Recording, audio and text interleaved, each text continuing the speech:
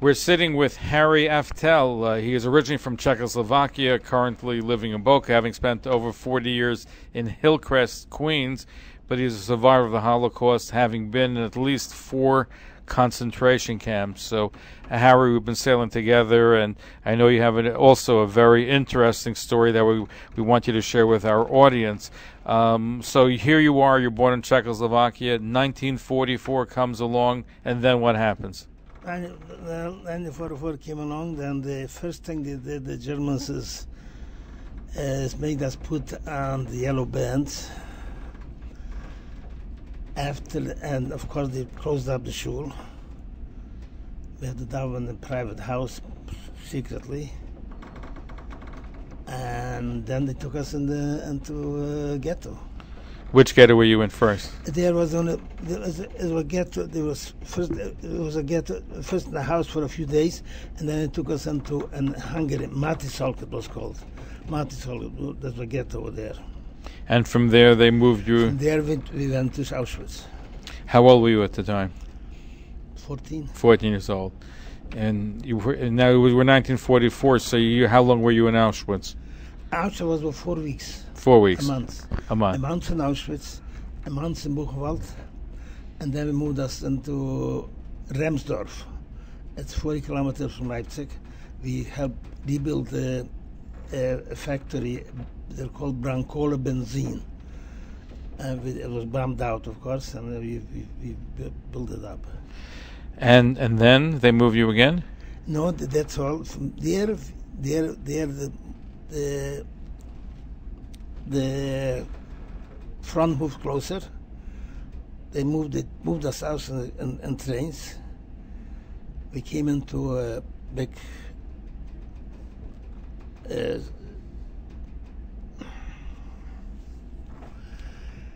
so they moved you, and because originally then somehow you ended up in Theresienstadt, right?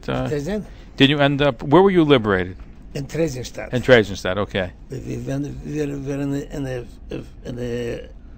in the forest. We went again in the forest. We stayed in the forest for about 2 days. With the Nazis? Without food. With the Nazis? Yeah, of course. They were worried the end of the war was coming, so that's where they were moving. But I don't know what the war was, what happened, but we couldn't move. Uh-huh. Then because they were constantly bombing.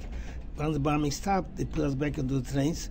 As soon as we came out from the forest, they bombed the train. Everybody ran away. We had to come back. We didn't know where to go. And then they started marching us to Theresienstadt. Anybody could walk, walked. Anybody, I was there with my brother together. Anybody could walk, walked. Anybody couldn't walk, they got shot on the way. Where were your parents? My mother got killed in Auschwitz. My father got killed in Bergen-Belsen. So just you and your brother that survived? My brother, me and we survived.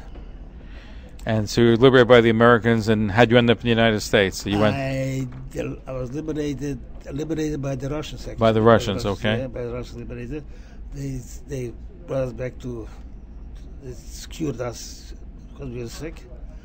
And that's it. Then we came to the United States. And you ended up for many years you were in Hillcrest, Queens. Hillcrest, 50 years. 50 years. 50 years. And what? A house. And what'd you do? Sold it. No, so what'd you do professionally? What'd you do in the? Oh, I did a lot of stuff. Worked a lot of jobs. I had a lot. Finally, I went into business with toy business. I stayed in there for about 20 years, and then I retired. I retired about 12 years ago. And that's when you moved to Florida. I still in Hillcrest. Then I had to sell the house because I had to sell the house. My son didn't want to move out. My younger son didn't want to move out, so to get rid of him, we had to sell the house. So we sold the house. We came here, and that's it. I lived in George. I know him from West Palm Beach. Oh, George, we've been on the. He's a Holocaust survivor, but from Berlin. I knew him from there. That's more, and of course you're cruising, so you enjoy cruising. Of course. So now we're here with my wife, and that's it. Uh-huh. Wonderful. We appreciate you sharing your story with us, and certainly it's the stories need to be recorded. People have to hear about. They recorded my things were recorded by and Boca too. She recorded me. They recorded me. Story. Were you writing a book, or no? They recorded me. They had what's his name? The one who made movies. Steven Spielberg? His foundation. They recorded me. They would cook them 2 hours, and they came to the house. Everybody was locked up, and they recorded me the whole. I have two recordings. Harry Aftel, we appreciate you being with us, and you should have a lot of nachas from your children and grandchildren, and my son is in Israel. 6 grandchildren, 3 great grandchildren in Israel. Baruch Hashem, thank God. So, Bet Shemesh. In Bet Shemesh. Excellent. That's I tell people that is our revenge against the Nazis and Hitler. Every Jewish baby that's born is revenge. We survived. Exactly. And I'll conclude with this. I was just talking to one of the rabbis here on the program, and I mentioned that when they went into Hitler's bunker in Berlin at the end of the war, do you know what one of the things they found there? Rabbi Shlomo Riskin quotes it, and I checked it out online as well, is that they found a Gemara, a Talmud Pesachim in Hitler's bunker. Pesachim. He was killed on April 20th, around Pesach time. He burned himself. Okay, either he burned himself, or they say, and there are all kinds of things that there's an FBI report that he may have survived in the submarine. I'm not going to get into the conspiracy theories, but certainly his bunker was intact, and they found the Gemara Pesachim. And I think Rabbi Riskin brought it to my attention. The irony is he wanted to bury the Jewish people, and the Gemara Pesachim ended up burying him. So.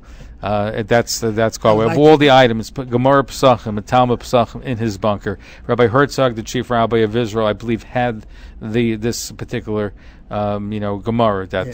I believe he had it. Again, I'll look it up online again, but I heard it from Rabbi Riskin, and I looked at it again. Harry, pleasure spending some time with you, and look forward you'll join us again on a future broadcast.